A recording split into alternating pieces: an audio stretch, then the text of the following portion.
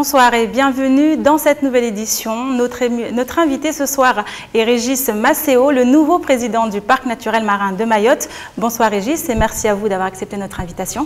Merci à vous, bonsoir.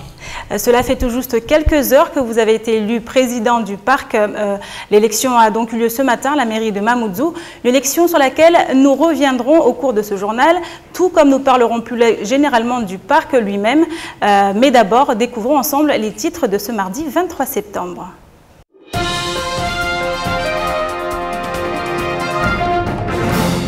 À la une de l'actualité, ce protocole d'accord signé pour mettre fin aux affrontements entre jeunes de Kaweni et de Majikavo, une initiative des jeunes des deux villages à laquelle se sont ralliés d'autres partenaires. Outre les violences physiques, de lourds dégâts matériels, certains ont tout perdu ou presque lors des altercations entre les deux villages. Une dizaine de familles ont dû ainsi être hébergées d'urgence au gymnase de Cavani. Et enfin, on connaît désormais le nom du nouveau président du Parc naturel marin de Mayotte. Il s'agit de Régis Maceo. Élu ce matin à l'unanimité au bout du 3e tour, il succède donc à Feu Maoulida Soula.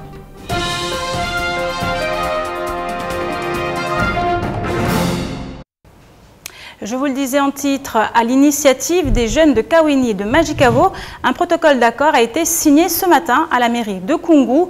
Objectif, mettre fin aux récents événements survenus depuis quelques jours. Étaient donc présents à la table des négociations des élus, des cadis de Mayotte, des dirigeants, des clubs de foot et les représentants des jeunes des deux villages. Reportage de Shakila Issouf et de Jérôme Comon. Le représentant des cadis de Mayotte, El Mamoun Mohamed Nassur, s'est rendu à Majikavo, Dubaï. Il n'était pas seul puisque plusieurs délégations se sont formées et ont rejoint la commune de Koungou pour mettre fin aux affrontements entre villages. Des engagements ont été pris des deux côtés, mais aujourd'hui l'heure était à l'apaisement, à la signature d'un protocole d'accord.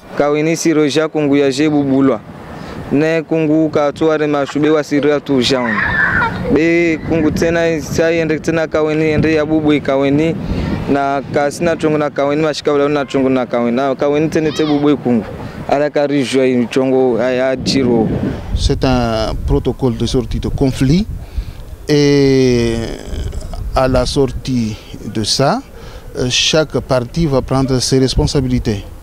Les jeunes des deux côtés, les parents aussi, mais aussi les villes, disons la ville de Koungou et celle de Mamoudzou.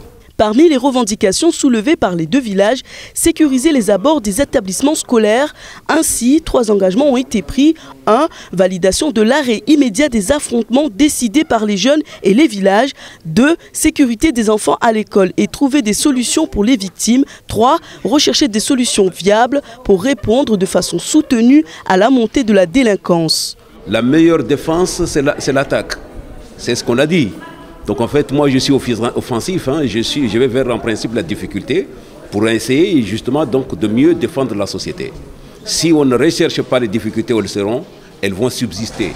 Et c'est parce qu'on y va qu'on arrive à trouver dans une solution. Moi je pense, même si les gens n'ont pas la même conception que moi, mais je le dis, et peut-être qu'un jour ça va changer, c'est parce que c'est ainsi qu'en nous réunissant, qu'en allant vers les gens, en mettant en place des dialogues constructifs, que les gens trouvent vraiment des solutions. Un protocole d'accord qui va peut-être apaiser les tensions entre les habitants des deux villages. Cela, seul l'avenir nous le dira. Et suite aux événements de samedi dernier, la commission régionale de discipline de la Ligue mahoraise de football a statué le 22 septembre une procédure de discipline qui prend acte de la suspension des terrains pour les 2 clubs concernés, Majikavo Koropa, toutes catégories confondues, et Kaweni pour les U12 et seniors, et ce jusqu'à nouvel ordre. Sont également suspendus tous les joueurs inscrits sur la feuille de match. Le joueur de Kaweni au dossard numéro 10 ayant porté les coups de pied volontaires fera l'objet d'une procédure disciplinaire dans un délai d'1 mois. Et pour finir, la Ligue informe que tous les matchs, toutes catégories confondues, du vendredi 26, samedi 27 et du dimanche 28 sont annulés. Depuis 5 jours, donc, à Majikavo Koropa, les habitants ne dorment pas. Ils veillent sur leurs biens et se préparent à défendre leur territoire. Plusieurs groupes se relayent toute la journée. Hier encore, aux alentours de midi, des jeunes venant de Kaweni ont brûlé 2 bangas. Reportage Shakila Issouf et Camille Idlas.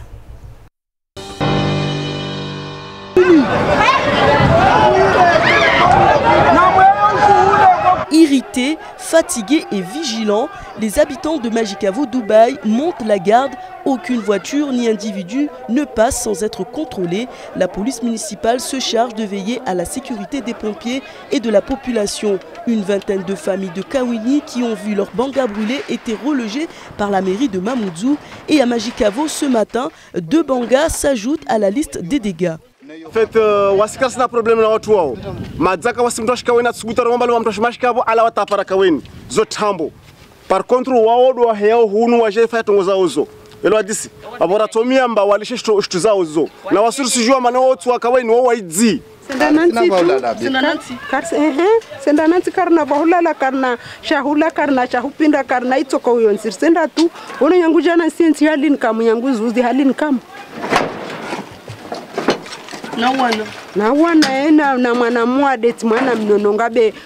Ces affrontements ont créé une frontière entre les deux villages. Les jeunes montent la garde depuis pratiquement une semaine. Plusieurs groupes se relèvent. Mahmoud, qui s'est fait agresser et voler son scout, est vigilant. Le climat est tendu. Jana aka ujhun.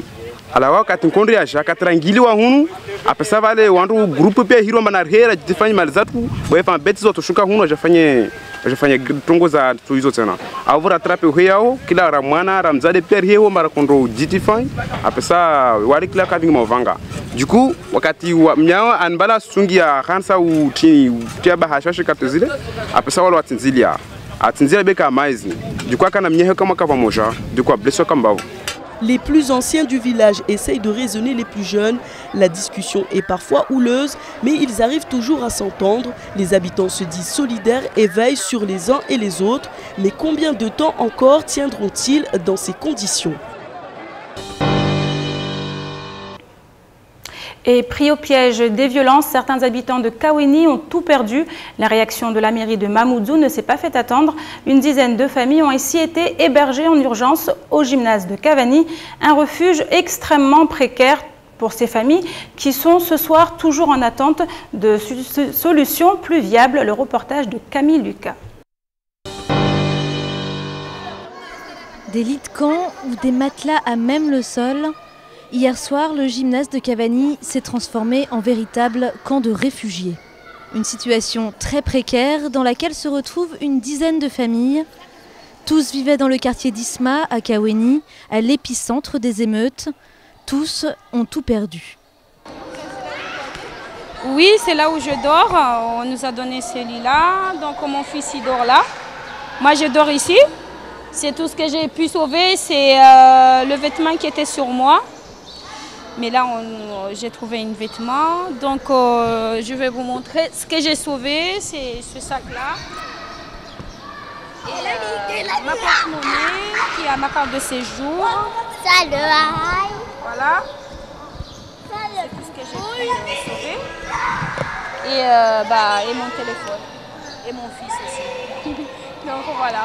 Hébergés ici en urgence depuis hier 21h par la mairie de Mamoudzou, ils témoignent de l'extrême violence dont ils ont été victimes. Donc on s'est enfermés à la maison parce qu'on s'est dit ils ont amené des coups de machette et tout ça. Et du coup on sent la chaleur et tout et on s'est rendu compte qu'ils ont mis le feu.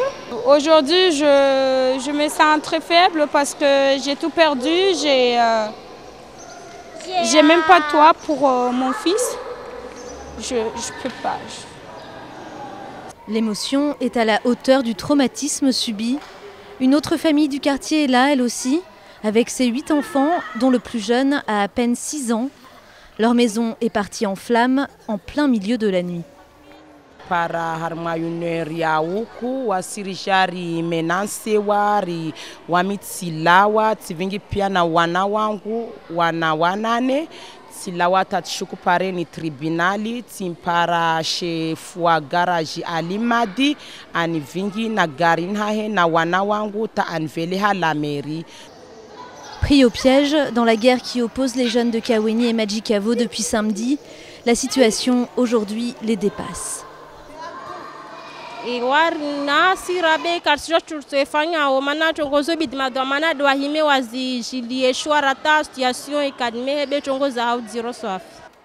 Pour l'heure, la mairie de Mamoudzou n'a pas souhaité s'exprimer, mais nous savons qu'un agent a été mobilisé pour faire l'inventaire des dommages subis par chaque victime, en espérant qu'une situation moins précaire s'offre à eux dans les plus brefs délais. L'information a bien circulé, mais les élèves, eux, ne sont pas rassurés. Au lendemain des tensions survenues à Kaweni, les établissements étaient quasi déserts ce matin. Les collégiens et les lycéens se murent dans le silence. Plus de la moitié ne se sont pas déplacés. Camille Leca et Abi Saïda Dinani. École élémentaire et primaire de Kaweni fermée. Lycée de Kaweni sans élèves. Collège de Kaweni quasiment vide. Ce matin, seule une poignée d'adolescents se sont rendus en cours, et ce, malgré le fait que le transporteur Matisse assurait garantir la desserte des transports scolaires habituels.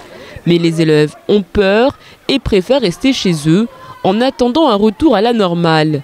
Ainsi, une centaine de collégiens étaient présents au collège Kaweni 1. On est bien loin des quelques 1000 collégiens qui fréquentent régulièrement l'établissement. On l'a vu à Kaweni 2, très peu d'enfants, à Kaweni 1, exactement très peu d'enfants. Et donc on se retrouve dans une situation où les parents ont préféré garder leurs enfants à la maison. Voilà, c'est ce qui s'est passé hier. Hier, ça a été un petit peu plus sportif, puisque vers 10h, 10h30, tous les parents des enfants scolarisés au collège de Kaweni 1, donc une grosse centaine de parents, sont venus dans l'établissement chercher leurs enfants pour les ramener chez eux. Aujourd'hui, la situation est relativement calme. Dans le second degré, les établissements sont ouverts. Ce n'est pas le cas du premier degré à Kaweni.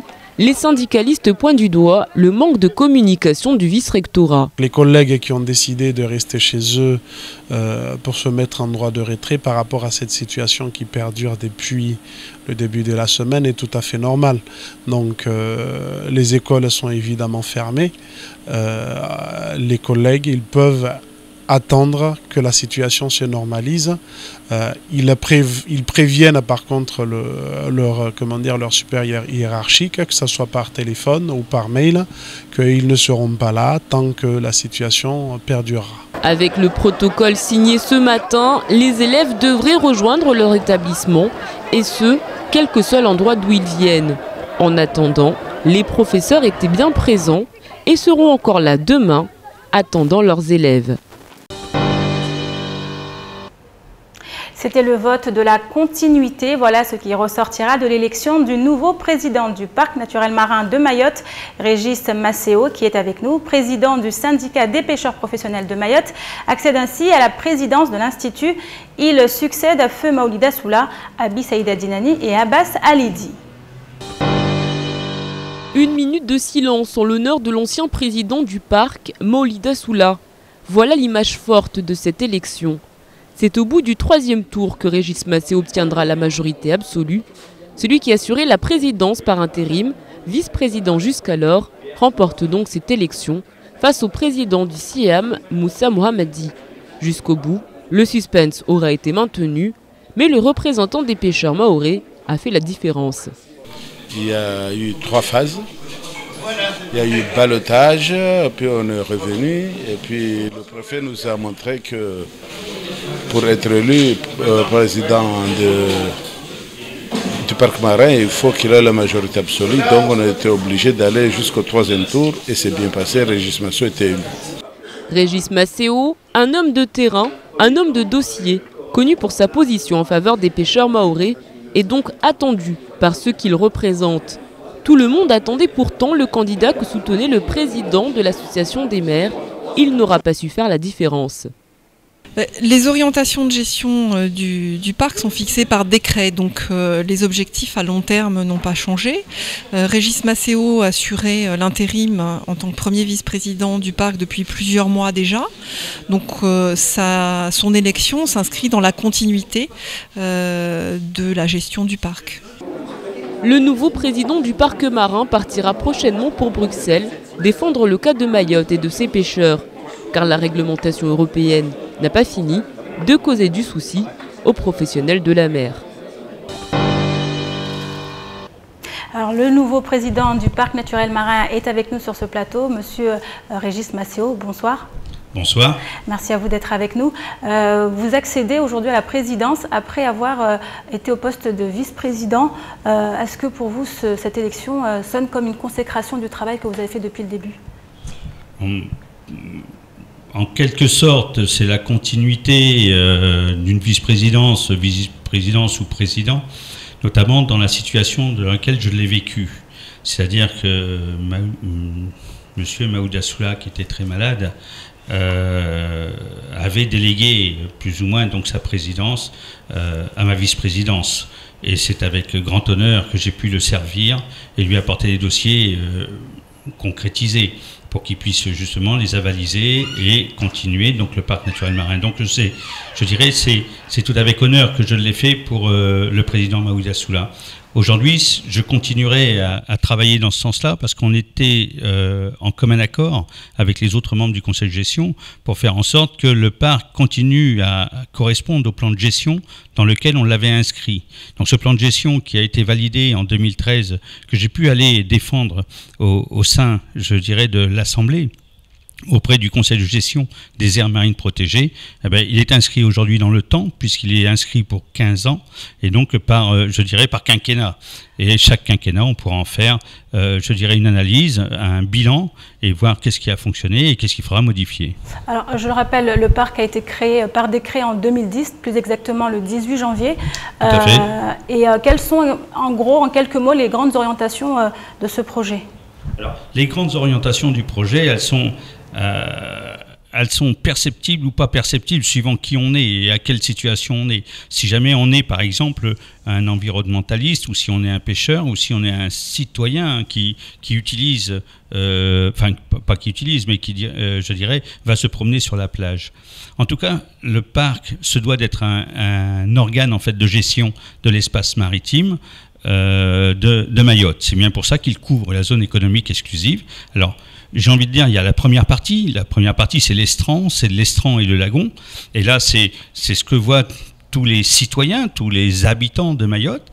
Et puis après, il y a l'autre partie, derrière la barrière, où les citoyens de Mayotte ne le voient pas, mais où il y a des professionnels qui évoluent et qui voient, je dirais, l'espace dans lequel ils travaillent, parce que bien souvent, derrière ce lagon, ce sont des travailleurs. Alors, j'ai envie de dire, il y a deux aspects. Il y a un aspect un peu urbain du parc marin, parce que quand je regarde aujourd'hui la plage, et puis je regarde les besoins qu'on a à la plage, c'est-à-dire de faire des pontons, de faire un port de plaisance, faire un port de pêche, ou faire, ben, on est en train d'urbaniser, on est en train de travailler sur l'urbanisation. Mais on voudrait faire une piste longue, par exemple, on est en train de travailler sur l'urbanisation, mais quand on pense comme ça, il faut penser en même temps comment respecter en fait la nature qui nous avait été donnée et puis faire en sorte que demain le citoyen qui va se promener lui sur la plage et qui s'est promené sur la plage et qui a vu ce coquillage ou qui a vu cette algue ou qui a vu cette tortue puisse continuer à les voir tout en étant dans un espace un peu plus urbain. Donc, et puis de l'autre côté, en fait, les besoins d'urbanisme avec cette biodiversité qui doit être bien entendu, préservée. Pour justement préserver quand même cette richesse, tout en faisant en sorte que le parc, c'est-à-dire la partie habitable estran et mer, hein, puisqu'il y a, j'ai envie de dire, regardez, quand on met des mouillages pour faire en sorte que les bateaux ne jettent pas l'ancre n'importe où, ben, on est en train d'urbaniser parce qu'on a mis un module de béton, on a tiré une chaîne et on a fait que le bateau s'encroche là, mais sans casser le corail à côté, ce qui nous permet de faire à la personne de plonger à côté, de voir le corail et les poissons qui sont autour sans avoir cassé le corail. Donc il y a un moment où c'est qu'il y a une gestion qui est à faire comme ça. Cette gestion s'inscrit avec un plan de gestion sur 15 ans et puis bien entendu avec les fonds qui sont adéquats. Alors, on ne va pas larguer les fonds. Les fonds, c'est pas les fonds sous-marins, bien entendu. Larguer les fonds financiers sur une seule année, ben, ils sont étalés tous les ans avec les besoins je dirais, du parc pour pouvoir mener à bien ce plan de gestion. Donc c'est le premier parc marin créé en Outre-mer. Donc vous avez dit tout à l'heure qu'il a fallu 3 ans pour établir le plan de gestion et 5 ans pour le mettre en place, ce temps-là compris. On arrive à plus de 4 années, donc l'année prochaine, la 5e année. Quel bilan vous faites du travail effectué depuis la création du parc? Alors, le gros travail dans les 3 premières années a été, je dirais, la partie cheville ouvrière de établir le plan de gestion. Qu'est-ce qu'on avait besoin à Mayotte et qu'est-ce qu'on aura besoin dans 15 ans. Donc, déjà, c'est une projection que personne ne saurait faire, puisque personne ne connaît la démographie à 15 ans, ou en tout cas, quand on l'évalue, on se pose aussi des questions. Pas que maritimes, on se les pose aussi terrestres. La première des choses qu'on a fait, c'est ce plan de gestion. Et derrière ça, qu'est-ce qu'on a commencé à travailler? Alors, aujourd'hui, effectivement, c'est pas quelque chose de palpable. Quand on parle de communication, c'est pas palpable. C'est-à-dire que quand on fait venir des jeunes sur la plage de Sakouli, comme vous avez pu voir, puisque vous êtes intervenu également, et puis qu'on a fait connaître qu'il fallait pas faire jeter en mer des canettes ou des sacs ou différentes choses, ben ça c'est pas palpable, on voit pas ça directement, on aurait préféré voir... l'impact. Ouais, l'impact est... Mais la sensibilisation en fait de la population, c'est beaucoup plus long qu'on le croit. C'est pas comme ça d'un seul coup avec une seule affiche qu'on va y arriver. Je crois que c'est beaucoup d'interventions chez vous par exemple et chez les collègues et chez vos confrères qui permettront à faire comprendre que on ne peut pas faire ça. Et comme je disais ce midi avec des professionnels de l'État, c'est pas de ramasser, c'est interdire de jeter. C'est de faire comprendre qu'il ne faut pas jeter, parce que tant qu'on continue à jeter, il faudra toujours ramasser. Donc je crois qu'aujourd'hui, ce qui est important, c'est de faire comprendre qu'il ne faut pas jeter. C'est pas qu'il faut qu'il y ait des équipes pour ramasser. Ah ben oui, ça ne peut pas être autrement. Donc aujourd'hui, il y aura une grosse partie de communication. 2013 a été la validation. 2014, on a démarré tous les travaux de communication. Il va y en avoir d'autres. Il y en aura sur l'espace aérien. Il y en aura sur l'espace des barges. L'idée, c'est de dire, à chaque fois que je mets le pied sur le bord de la plage, je mets le pied dans un parc marin qu'il faut que je préserve, parce que c'est le devenir de demain. Et concrètement, qui sont vos partenaires sur le territoire, partenaires institutionnels? Parce que toutes ces campagnes, il faut bien les effectuer avec des partenaires. Bien entendu. Oui. Le SIAM en fait partie, l'État en fait partie, les affaires maritimes en fait partie, la DEAL en fait partie, le BRGM est très très important. Toute la gestion en fait de l'envasement en fait de la première partie, la première tranche, le frangeant du lagon, ça en fait partie, bien entendu. Et puis sans oublier les communes. Les communes, elles sont toutes, hormis bien entendu la commune de Ouangani, mais elles sont toutes installées sur l'estran. Toutes les familles qui ont revalidé, je dirais, leur espace d'AOT où ils avaient construit leur maison, sont construits sur l'estran maritime. Donc sont construits sur le parc. Et donc aujourd'hui, ils sont propriétaires de terrain sur le parc. Mais quid de l'assainissement de ces maisons? C'est le parc. Enfin, c'est-à-dire, c'est dans notre lagon. Ou c'est demain une gestion terrestre de cette eau usée? Voilà, et ça sera l'objet de l'État, et c'est à nous de sensibiliser en tant que... Après les analyses, regardez, vous avez dénoncé 4 plages qui étaient insalubres. C'est à nous, comme je disais ce matin à mon premier adjoint, qui est le maire de Kanikali, c'est quand demain que dans toutes les communes, on puisse élaborer une flamme bleue pour dire que les eaux sont saines pour que nos enfants puissent y baigner. C'est ça l'objectif du parc, et c'est ça l'objectif que j'ai dans la tête. D'accord. Donc vous êtes également le président du syndicat des pêcheurs professionnels. Donc est-ce que pour les pêcheurs de Mayotte, ça laisse des espoirs concernant leur situation aujourd'hui? Parce qu'on sait que les pêcheurs sont dans l'attente. Bien entendu. J'ai envie de dire, il y a 2 axes pour les pêcheurs. Je suis moi-même pêcheur, en tout cas aujourd'hui je suis moins souvent sur l'eau qu'à terre, mais j'ai encore des entreprises avec des bateaux et forcément des équipes qui travaillent en mer et qui me remontent les informations. Alors je serai plus sombre par rapport aux pêcheurs, parce que les pêcheurs, on a la particularité d'être liés à ce qu'on appelle la politique commune des pêches. Et la politique commune des pêches, c'est la PCP, c'est européen. Et l'Europe, aujourd'hui, dans sa PCP, associe en fait la surpêche européenne. Et aujourd'hui, quand je suis RUP, région ultra-périphérique, j'ai malheureusement le regard de l'Europe sur ma position. Et ma position, c'est quoi? C'est pas de la surpêche. Sauf qu'on me met une politique de surpêche. C'est bien pour ça que je me déplace à Bruxelles. Et quand on regarde bien le nord du canal de Mozambique, quand on regarde bien l'Europe, l'Europe, qu'est-ce qu'elle dit? Elle dit je vais aider les pays autour de nous pour faire en sorte que demain, ces pays puissent vivre de leur pêche. Donc on va financer des pêcheries. Donc c'est très bien qu'on finance des pêcheries à côté de nous. Moi, ça me va très bien, à partir du moment qu'on peut en vivre. Il n'y a qu'une seule chose que je ne supporte pas, c'est que nous, on nous réduise nos pêcheries. Et là, je me battrai. Je me battrai pour pas qu'on réduise nos pêcheries, c'est bien pour ça que je monte à Bruxelles. Donc vous ferez la voix des pêcheurs de Mayotte, on a bien compris. Merci Régis Maceo d'avoir été avec nous dans ce journal. Et on continue avec l'actualité en bref, avec notamment cette menace de grève des pharmaciens.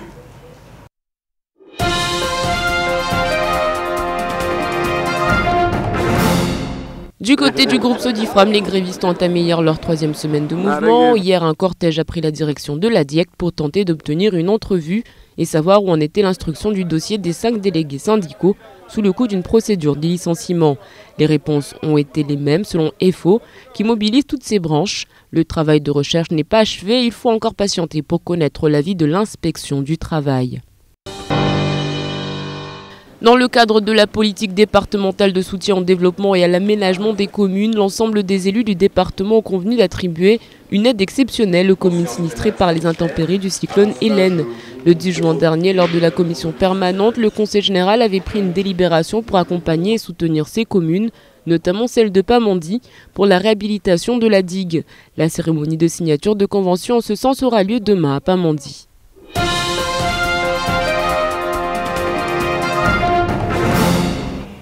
Et un protocole de sortie de grève a été signé suite à la grève de la Sodifram.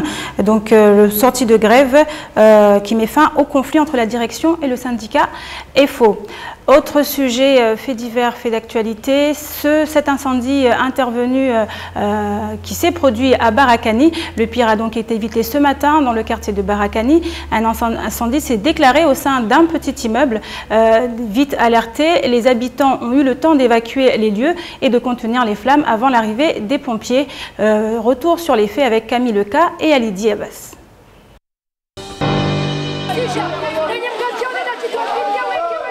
Les habitants sont encore sous le choc. Réunis autour de l'immeuble, ils contemplent ces murs qui auraient bien pu s'embraser si l'incendie parti ce matin n'avait pas été vite maîtrisé.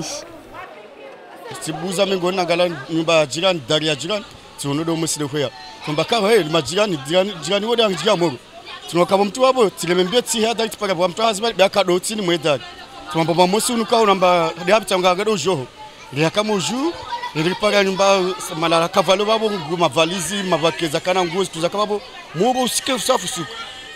lui qui a donné l'alerte, mais c'est aussi lui, tout seul, qui a réussi à éteindre les flammes à l'aide des moyens du bord. Tout ça avant l'arrivée des pompiers, qui ont tardé à se rendre sur place, un retard que déplore une des habitantes.